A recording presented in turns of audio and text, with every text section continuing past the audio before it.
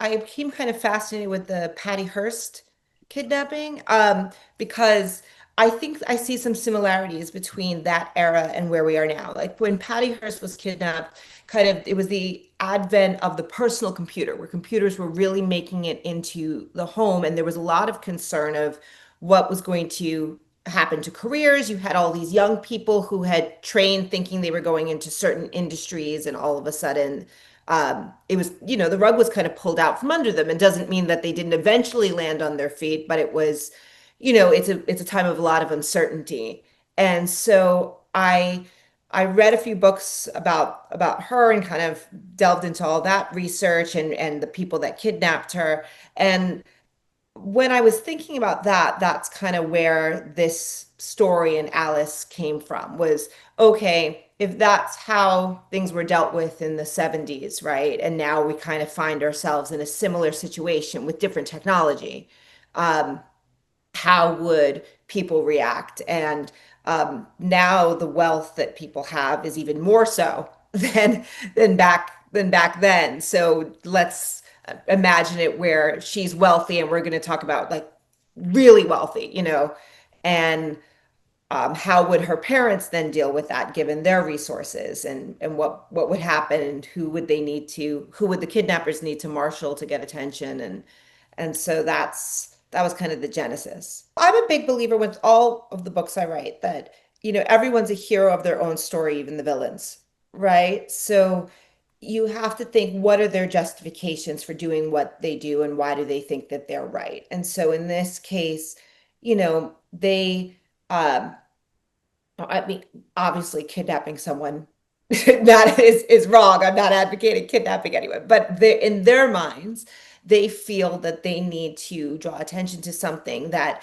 their future is kind of being stolen from them, and that they've played by the rules and have worked hard and have risen the way they're supposed to, and now they're entering a world where that is not going to be rewarded.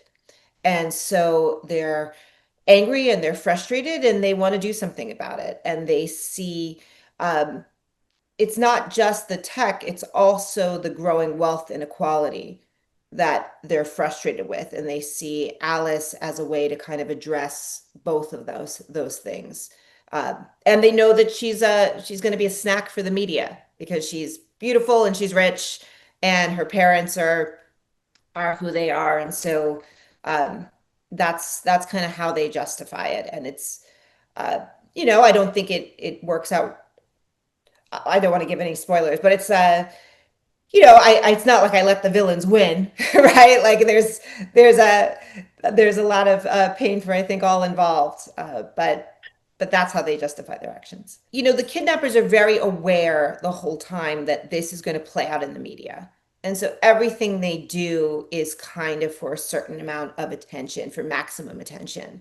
So there's a theatrics to the way they carry out this kidnapping and everything they do since. And I think um, that's part of the fun of it, is that they're playing a little bit of three-dimensional chess, and they're thinking, what are the logistics to kidnap this person? How can I get, how will this be then read and interpreted by the media? How will her parents react? And they kind of are thinking of all those things. And sometimes it seems like one is their priority when actually something else is. And in terms of the victim herself, tell us a little bit about her individually. Well, I think Alice just actually, like, Patty Hearst was in this interesting position because she was a Berkeley student, and to some degree, I think she was actually horribly abused and completely had suffered from Stockholm syndrome. But she did have some, there were things about her life where the kidnappers could get her to sympathize with them, right? She was a college student. She was trying to make her own way in the world, that in a world that was changing.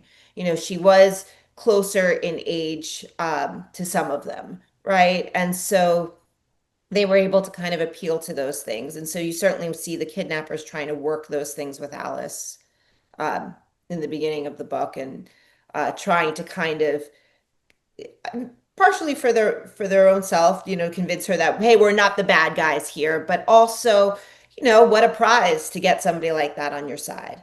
Everybody does have a phone and they're banking on that. Um, I think my favorite newscaster was when her parents go and they're doing the big sit down interview, like their kind of big Barbara Walters interview, right? To talk. And really, from the parents' perspective, at least especially from her mother's perspective, who's obviously one of the POV characters in the book, she has one goal, which is to get the kidnappers to give her back her kid, however possible, if she has to pay them, if whatever she needs to do. And, the television once has a goal of ratings and they want the mom to cry. And so they're not interviewing her, telling her any of the questions beforehand because they want the raw emotional reaction.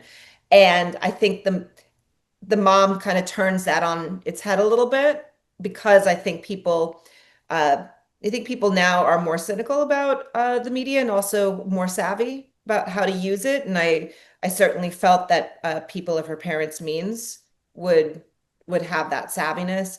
But you do see the woman at one point, the newscaster, she's talking to her producer and they're trying to figure out what pictures they're going to go with because obviously the better looking the picture of the girl, the more ratings, right?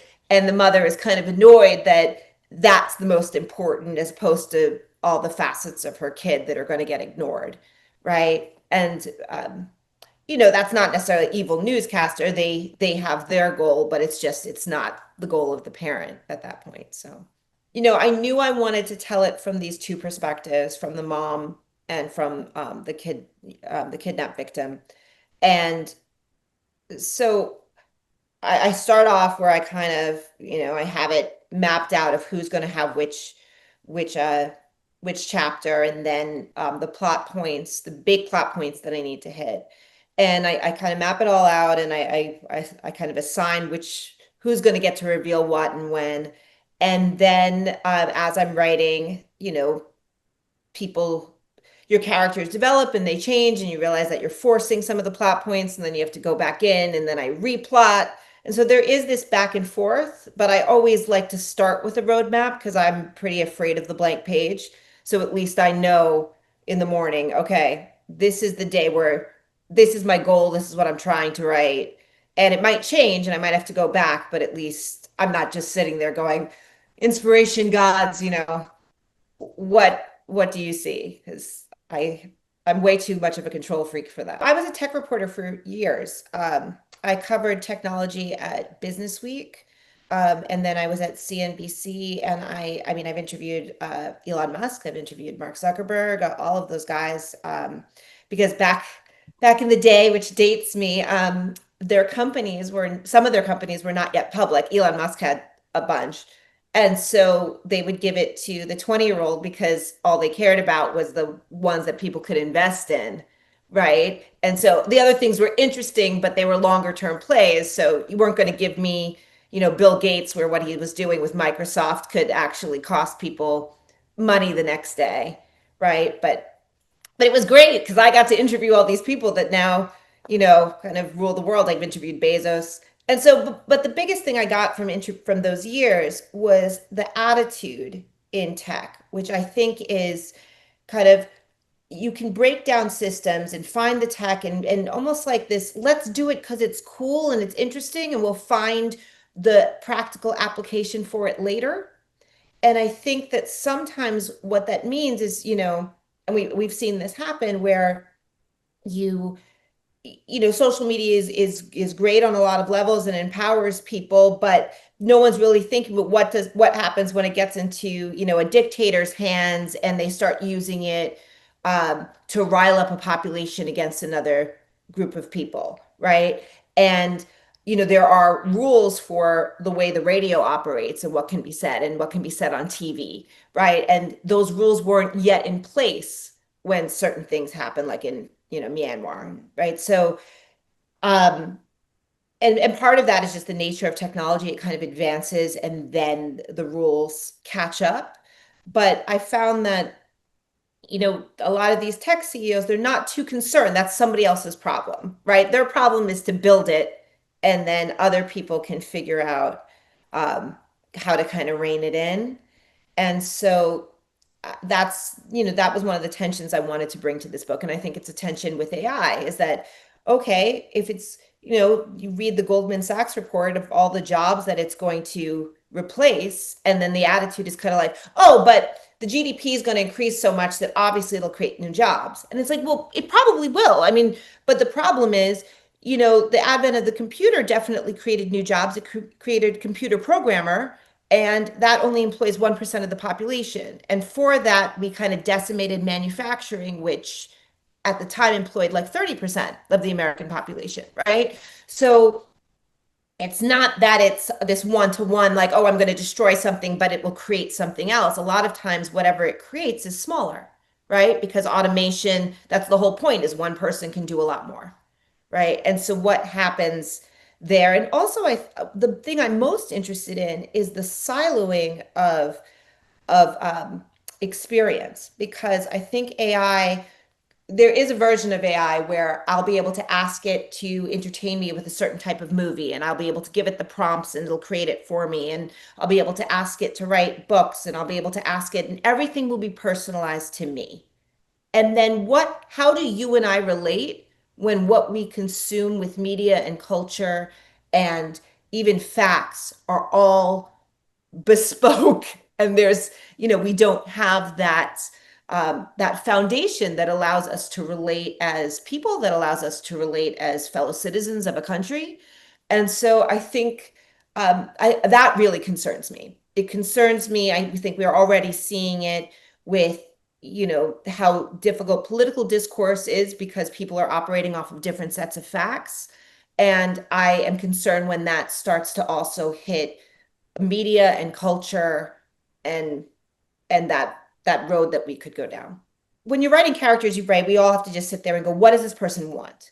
Like at the end of the day, they're everything they do is really because they want something and they're trying to advance it. And so in this case, they want it to go on a certain amount of time because what they really want is the media attention. What they really want is to change the discourse about kind of letting AI just advance without some guardrails and controls. And so it the longer they can keep her, the better, right? And the more, so they're kind of balancing how long can they keep the game interesting where it can still dominate the news. And that also means that they have to keep raising the stakes, right? Because if they don't, she'll, you know, slip to the B pages, and they are trying to maintain that headline. So that was really their main goal and what I was plotting out there. And then at some point, you know, they do have to end it, and if obviously they don't want to be caught. So then there's also the how do you extract yourself